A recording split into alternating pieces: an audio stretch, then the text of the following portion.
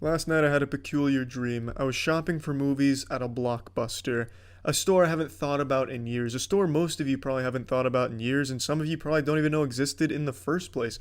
A lot of you probably only know Blockbuster from Fortnite. I know a lot of the younger generation thinks Fortnite invented the Blockbuster myth, as if Blockbuster is Hercules or something. But it was a real thing and a big part of my childhood growing up. I woke up from the dream immediately after finding the movie and in cold sweat and wet pants because I remembered Blockbuster and all the great things about it. Nowadays, the Blockbuster buildings look like a fucking relic of the Fallout universe. They're dilapidated in shambles or changed into something else. You'll only find used needles there from the drug addicts, or you use it as a place to meet up with your dealer who's your shady cousin and he does business by the dumpster at the old Blockbuster. It's gone.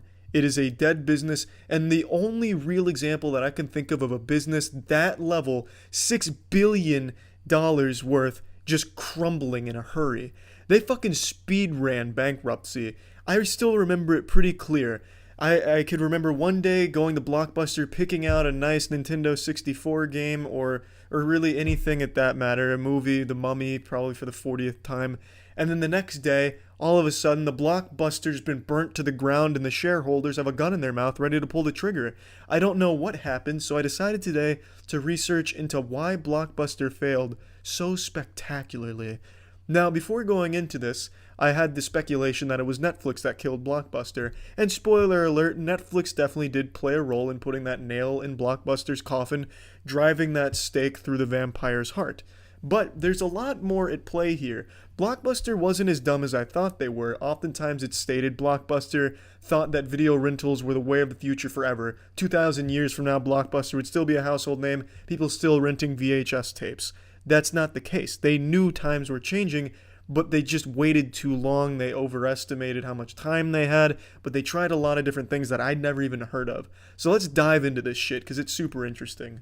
Mommy's doing a TV commercial! So let's start at the beginning. Naturally, that's a stupid fucking thing to say, but anyway, it started in 1985 by David Cook, sold 2 years later to 3 investors, and shortly after, by the mid-90s, established itself as the leader in the video rental space, raking in hundreds of millions of dollars along the way. But what was the Blockbuster business model? Was there something wrong with the business model that eventually led to it eating shit? Actually, not really. The business model was pretty fucking sound in my opinion.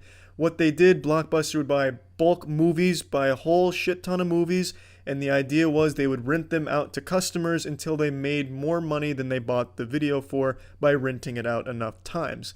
Not a bad idea. However, the big portion of their revenue, well, not the big portion, but a large portion of their revenue came from late fees. When you rented a video from Blockbuster, you were expected to bring it back by a certain date. If you failed to meet that deadline, you turn your homework in late, your ass gets hit with the ruler in the Catholic school of Blockbuster. You're getting slapped with a late fee, and they were pretty hefty fines, to be honest.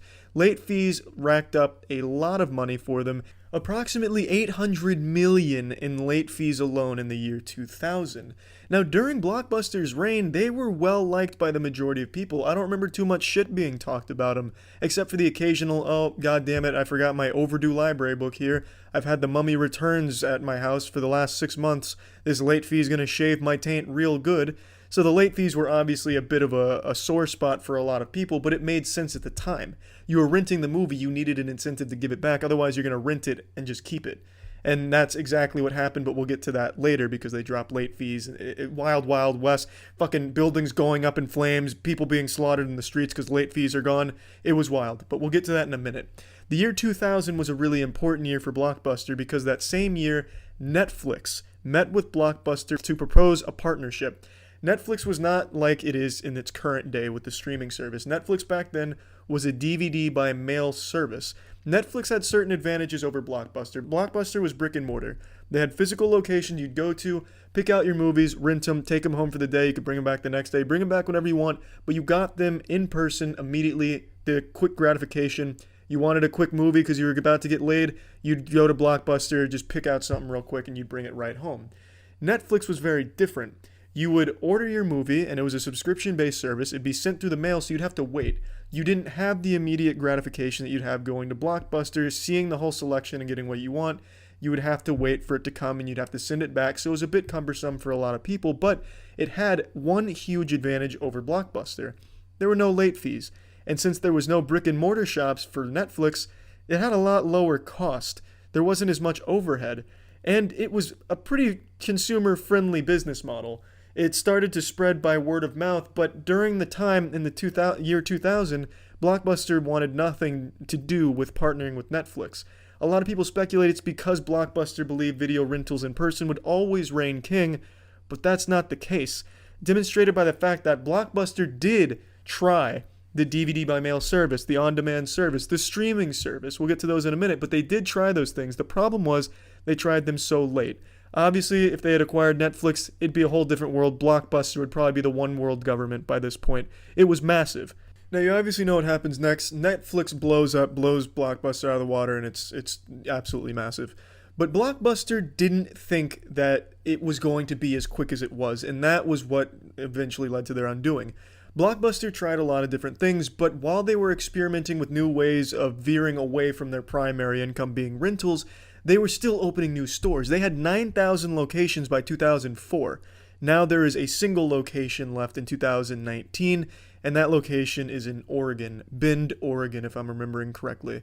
But what my point is, during the year 2000 to 2004, they were still opening a shitload of stores. There was a Blockbuster in every fucking square block. You couldn't throw a rock without hitting a Blockbuster somewhere. They were still expanding massively while still relying on a kind of obsolete business model at this point in time because Netflix was proving to be the consumer's choice at this point. Growing up, I didn't know about Netflix. My parents were diehard Blockbuster fans, enthusiasts, Blockbuster foam fingers, so we stuck with Blockbuster till the bitter end. But I understand, looking at the data now, Netflix was on the rise, killing it the entire time. But the reason Blockbuster walked away from the Netflix deal is because they preferred to compete with Netflix, and they were attempting to compete. They weren't so ingrained in their ways that they weren't willing to try new things. They partnered with Enron to create a video-on-demand service, a streaming service, and it's not too dissimilar from what Netflix did. The problem was, Blockbuster didn't dive in with both feet. They just dipped the tip of their dick into the water to test it out, and while they were doing this, still opening new stores as profits were dwindling, and they didn't commit to trying this new business model, the VOD, video on demand, and Enron goes bankrupt, the entire service crumbles, and they just kind of brush it away. It's a loss, and it would have probably saved the company. They could have adapted on the curve, been ahead of the game, 2 steps, 3 steps ahead of Netflix, way fucking ahead of them, but they didn't commit because they wanted to stay primarily video rental. They didn't want to go too far out of their comfort zone, but they did recognize that things were changing. They just underestimated how fast those things were changing. There's one near you. Blockbuster Video. Wow, what a difference. So after the Enron experiment completely dissolved in 2001, which it was an extremely innovative idea for its time, it's a real fucking shame that it didn't jumpstart streaming videos, but once Blockbuster kicked its shit on that one, they tried again to stay relevant with the changing times in August of 2004 when they announced their own DVD by mail service. It sounds pretty similar to Netflix because it is. It's exactly what Netflix was offering, but shittier. Netflix had established itself as the go-to for DVD by mail. They were efficient, they were fast, they were friendly. They had the good graces of everyone on their side, and Blockbuster was clearly just trying to milk the tits of this cow, trying to get in because they knew shit was about to get bad for them. 2004 was the last year that Blockbuster saw profits. After 2004 is when Blockbuster noticeably nosedives. $6 billion in 2004, 2005 it drops to $5 billion, and it only keeps dropping hard as shit. Now, in 2004, they also got rid of the late fees. Going into 2005, they decided to outright drop the late fees and do an entire massive marketing campaign about the absence of late fees, which was a bit misleading because they weren't entirely gone.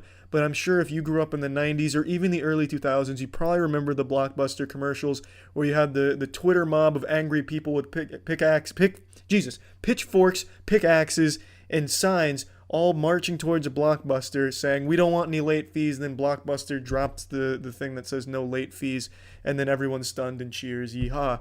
Those commercials were all over the place. This was their Hail Mary for the most part. Late fees were always their Achilles heel. That was the one thing that people didn't like about Blockbuster, but it was a necessary evil because if you don't have an incentive to bring the movie back, no one's bringing that shit back. So during this revolution of no more late fees, what would happen is Blockbuster gave you a 7-day grace period after the due date. So if you brought the movie back late, but it was within that 7-day grace period, you didn't suffer any punishments, you were let off, your sins forgiven, absolved. But if you still refused to comply to Blockbuster's demand, you were then charged for the entire cost of the movie. And that's how they were running it. And it worked to a certain extent, but by that time it was already starting to be obsolete to be renting shit in the first place because there were better options. And in a last-ditch effort to save Blockbuster's dying business model, in 2006 they launched Blockbuster Total Access. Full goatsy assholes getting fully stretched, there's no prolapse, subscription-based DVD rental online, the whole nine. The last attempt for them to jerk off and ejaculate into this market, this beast that they helped create, to try and stay a relevant company. And it actually worked for 1 year. One glorious golden year, baby, that those execs are still looking back on with a semi-chub. In 1 year, by the end of 2006, beginning of 2007, they had 2.2 million subscribers, and they were doing pretty well. The business model was sound as well. You would order a DVD online, get it shipped to you. When you're done with the DVD, you take it back to a Blockbuster location and get another movie the same day if you'd like, so you could keep trading in movies in and out. It was efficient, it was fast, and it worked well because Blockbuster had 5,000 stores at this time. A lot of places to trade that shit in, but unfortunately, it didn't last long. And you know how the story goes from there. In September of 2010, Blockbuster finally declares bankruptcy, and it's not long after that all the Blockbusters in the world slowly start getting Thanos snapped away. And now there's just that single lonely Blockbuster left in Oregon. Blockbuster failed not for a lack of understanding that things were changing, but from a lack of recognizing the speed at which things change. They did have their foot in the door, ready to adapt with Enron in '99. In fact, that Enron deal was a game changer. Their deal was so good, it would have jump-started video streaming by 9 years. Enron and Blockbuster, Enron wanted to broadcast movies via fiber optics, so you'd on your TV press View Movie, and you would be immediately able to watch that movie on your TV, no having to go get a physical copy or anything. It was so ahead of the game, such an innovation, but Blockbuster didn't give a fuck. They didn't care enough about it, and eventually it all just crumbled. That would have been huge. Who knows where technology, or at least technology in this field, would be by now? Streaming services are only just now exploding thanks to Netflix, who got in it much later than Enron did. It's really a wild thing to think about, and Blockbuster's undoing really just came from the lack of ability to see how quick things can advance in the entire industry. Really interesting story, and I do have to say, when I think about Blockbuster, I got a tear in my eyes and a little wet spot in my shorts because it really was such a big part of growing up in the late 90s, early 2000s, and it always was a positive experience. You would go to Blockbuster and be more than just there for business, like, hey, I want this movie, or hey, I know there's tits at this scene in the movie, I want to go home and get hard. You would go there, peruse the whole store. The staff there was usually pretty friendly too. You just kind of kick back, talk about movies, look at games and shit. It was so nice. Brick and mortar's kind of going out of fashion across the globe for good reason. It's obsolete. Malls are obsolete, GameStops, all of it. There's no reason for it except to go there for the experience of looking around and checking shit out in physical form. There's merit to it, but let's be honest, being able to download something, being able to look up shit online is far more convenient, far more thorough, and just the all-around better choice. I don't think there's any chance Blockbuster is going to make a resurgence, at least not in its previous form or any form even recognizable to what Blockbuster was, but it really is an interesting view at a company that had it all and how quickly it just ate shit. What an incredible legend of Blockbuster. Please keep it in your thoughts and remember the lessons that we take away from Blockbuster. Don't make your business model reliant on fucking your customers in the ass with late fees, because it does eventually bite you in the ass when you get a competitor that doesn't have that. That's about it. Take it easy, everyone. See ya.